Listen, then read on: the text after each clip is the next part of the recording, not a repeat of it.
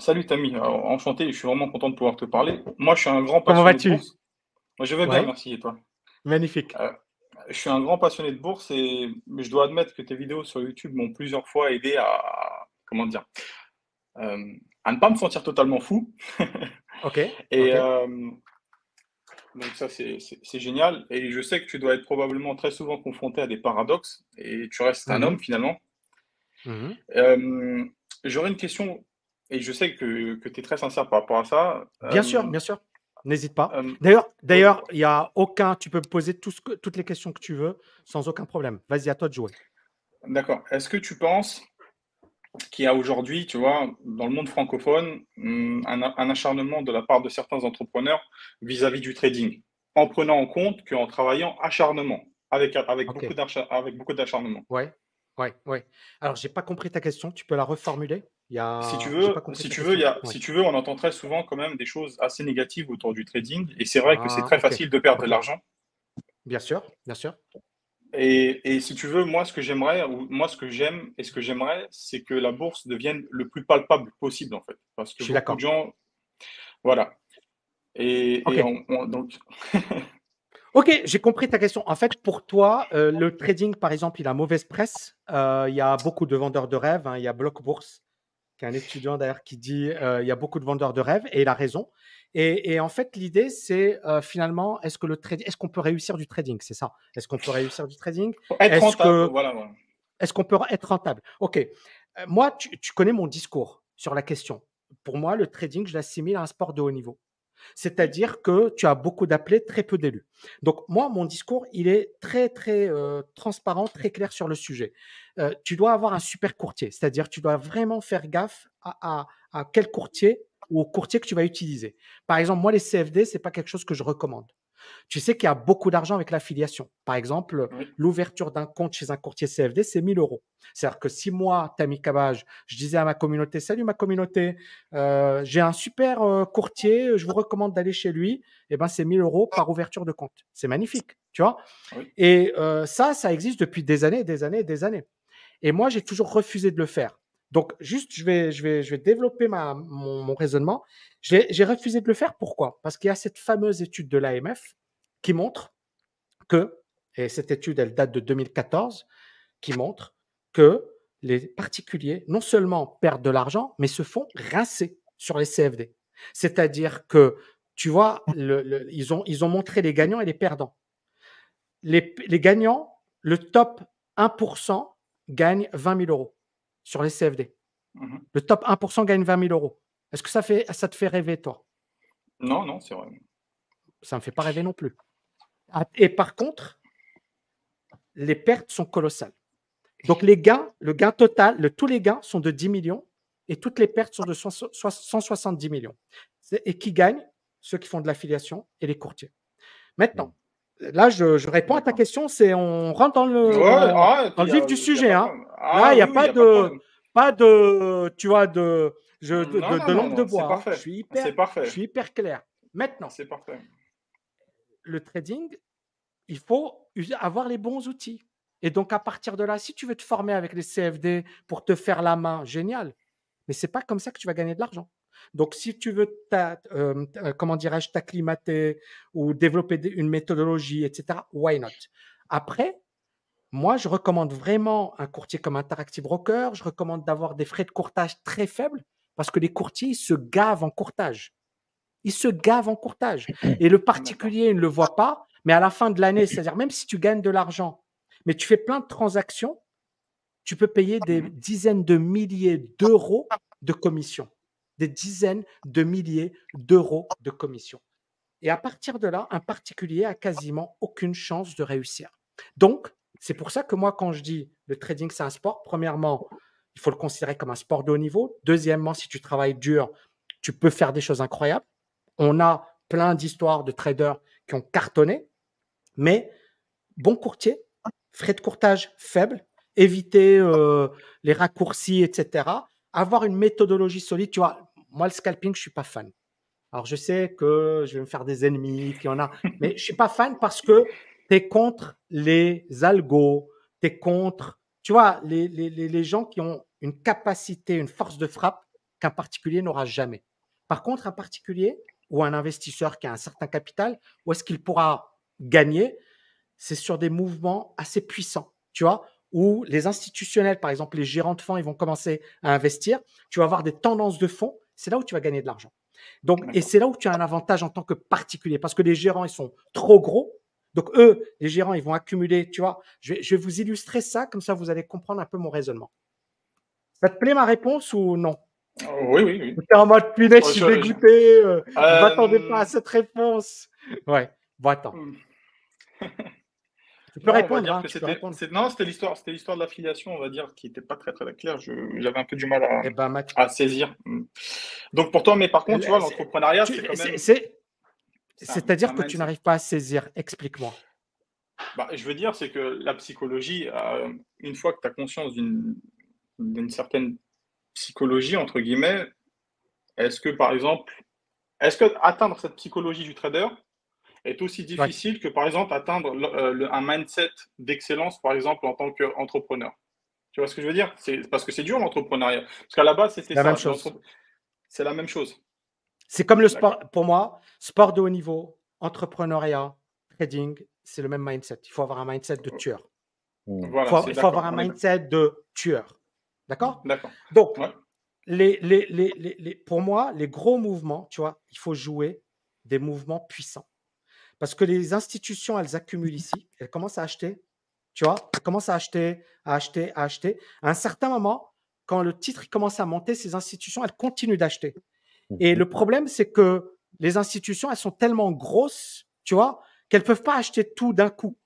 Mais toi, en particulier, quand tu vois qu'il y a une participation, qu'il y a du mouvement, qu'il y a des acheteurs, toi, tu vas suivre la tendance. C'est là où tu as un avantage en tant que particulier. Et c'est plus du swing trading ou alors du day trading, mais sur des gros mouvements, tu vois, avec plein de convergences, etc. Après, donc ça, c'est la première chose. Quelle est la méthodologie? Deuxièmement, le trading, voilà, il faut une vision, il faut un conditionnement, il faut accepter de perdre. Tu peux perdre pendant 4 ans, tu peux perdre pendant 5 ans. Et il faut également comprendre que c'est comme un boxeur. Est-ce que tous les gars qui s'entraînent à la boxe vont devenir des boxeurs professionnels? Ah Est-ce non, que c'est tous sûr. les gars qui s'entraînent au foot vont devenir des footballeurs professionnels? Est-ce que tous les entrepreneurs vont réussir dans l'entrepreneuriat? Tu vois, par exemple, en France, on parle beaucoup des startups, la Startup Nation, etc. Combien de startups réussissent? 1 sur 10, maximum.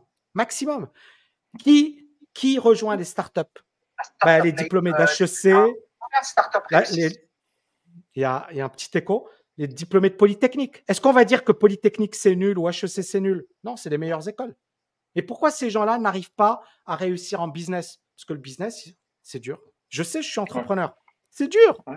Tu te prends des coups, tu te fais insulter, tu as des attaques partout. Donc, tu dois avoir un cap et tu dois être costaud et tu dois délivrer et tu dois avoir une éthique de travail. C'est dur d'être entrepreneur. Ben, c'est la même Ouais. chose pour le trading et c'est la même chose pour le sport de haut niveau. Donc, est-ce que tu peux réussir? Oui, oui. Mais est-ce que tu as ce qu'il faut pour réussir? J'en sais rien. Tu vois? Donc, c'est à toi vraiment à un certain moment. Et bien sûr, il y a plein de gens qui t'expliquent que tu vas devenir très riche rapidement. Mon œil, c'est un sport de haut niveau. Tu vois? Et donc, à partir de Ouais. là, moi, le discours, il est le même. Il y a un mec qui m'a écrit sur LinkedIn qui m'a dit, Tami, je te kiffe, etc. Bon, j'ai été entrepreneur, j'ai quitté mon job, j'ai créé ma boîte et pendant 2 ans, j'ai rien fait. Et là, c'est soit je reprends un job, soit je divorce, soit ma femme. Et le mec, en fait, il s'est rendu compte que l'entrepreneuriat, c'était dur. Et en fait, encore une fois, beaucoup de gens, ils sous-estiment. Ouais, c'est facile. Ou alors moi, ils vont dire, ouais, c'est facile, il faut écrire des bouquins. Ben, écris-les, les bouquins. Fais comme moi, Non, vas-y, non. fais ce que j'ai fait. Mais tu vois ce que je veux dire? C'est-à-dire, Mhm. la critique, elle est facile. C'est comme les Ouais. mecs qui sont dans le bistrot du coin et qui insultent les joueurs de foot. T'es nul, tu sais pas dribbler, tu sais pas marquer. Mais on est bien d'accord que le mec, c'est pas un sportif de haut niveau.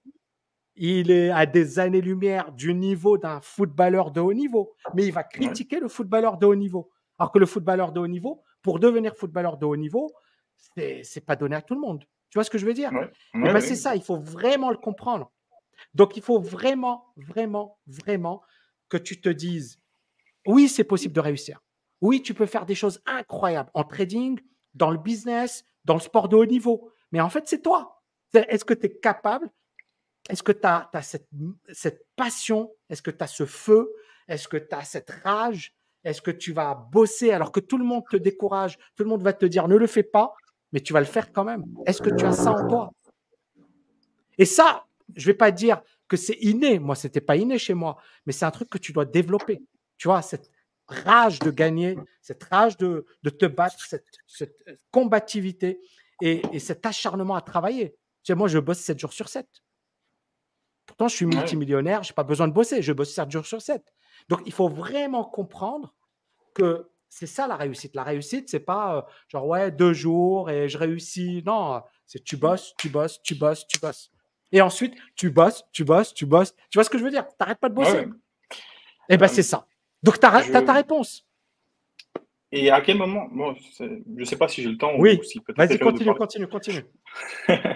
Au niveau des, je sais pas, est-ce que déjà tu acceptes les spéculations ou est-ce que par exemple, à quel moment tu décides toi d'arrêter une certaine spéculation?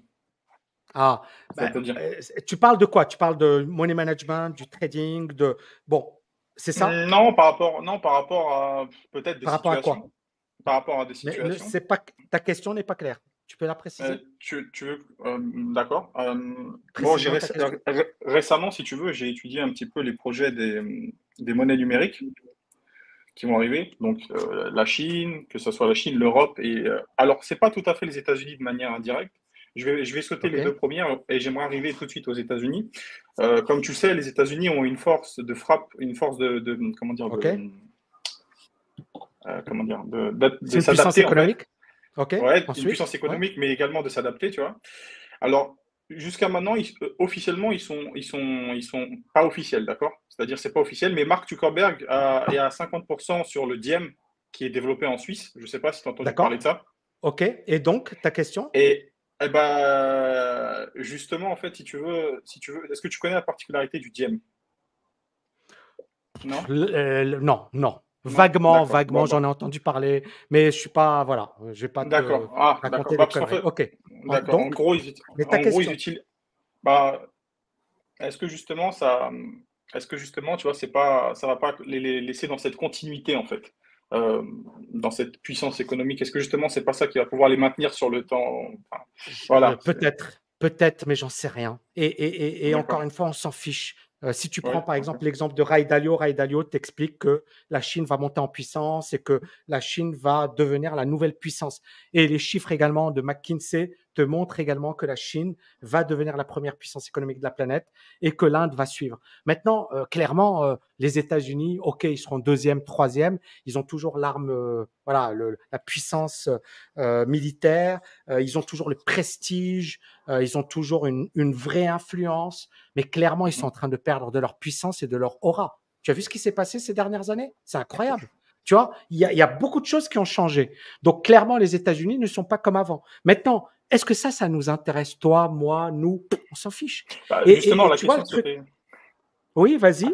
à quel moment justement couper, tu vois, les ponts en fait, pour éviter, à quel moment arrêter Genre, de se... de se prendre la tête? Eh ben, dès Ouais. maintenant, arrête de te prendre la tête. C'est-à-dire, arrête d'écouter les youtubeurs qui t'expliquent tout le temps que c'est la fin du monde, que voilà, il y a Ah oui. les États-Unis, etc. Parce que tu dois vraiment te focaliser sur toi-même. Tu dois vraiment te focaliser sur ce que tu peux impacter. Ça, tu peux pas l'impacter, je peux pas l'impacter. On est impuissant. Ça, c'est juste, on est spectateur. D'accord. Maintenant, moi, je vais te répondre comme un spéculateur et comme un investisseur. Moi, tu vois, je suis un opportuniste. En tant qu'investisseur, je suis un opportuniste. Si par Mhm. exemple, tu me parles de Meta, OK, et tu me dis, Diem, et peut-être que ça va être génial et que bah, peut-être qu'on aura la possibilité d'investir, peut-être qu'il y aura la possibilité de faire des choses, mais ce que tu dois comprendre, c'est qu'en tant qu'investisseur, tu as la donnée qui est le prix de marché. Je te donne un exemple. On va parler du Bitcoin. Est-ce que, OK, je vais partager mon écran. Est-ce que mon écran s'affiche? Oui? Oui, Super. oui, oui. OK. Donc ici, tu vois, le Bitcoin, il s'est effondré. Là, il se reprend un peu. Mais à court terme, on est sous la moyenne mobile 200. Tu vois? Et regarde, là, on a eu l'effondrement, on a eu un rebond, et ça fait longtemps que ici, on est en 2022, tu vois, le Bitcoin, il fait rien, hein. Il fait vraiment rien. Est-ce que tu as plein de youtubeurs qui te disent il va y avoir un bull run, ça va exploser à la hausse, etc. Et moi, je réponds peut-être, peut-être pas. Tu vois ce que je veux dire? Pourquoi? Ouais. Parce que je n'ai pas de signal acheteur. Mais quand ça casse par là, là, je vais dire ah, c'est intéressant. Mais tant que ça casse pas, on peut avoir ça, on peut avoir ça, on peut avoir un truc qui fait rien du tout pendant 2 ans, pendant 3 ans, pendant 4 ans. Et tu vois, et je vais te donner un autre exemple, Microsoft. Microsoft, c'est une action qui est géniale, on est d'accord. Oui. Microsoft, c'est une action qui est très connue. Et Microsoft, quand tu as eu le crack, tu vois, tu as eu le crack ici. Et là, pendant presque 16 ans, cette boîte, elle n'a rien foutu. Mais regarde, quand le titre, il a cassé son précédent point haut, par là, on a eu une hausse vertigineuse. Et donc, l'idée, elle est là. C'est est-ce que tu veux anticiper la hausse ou est-ce que tu veux rentrer au bon moment? Je te pose la question. Entre bons moments. Ben voilà.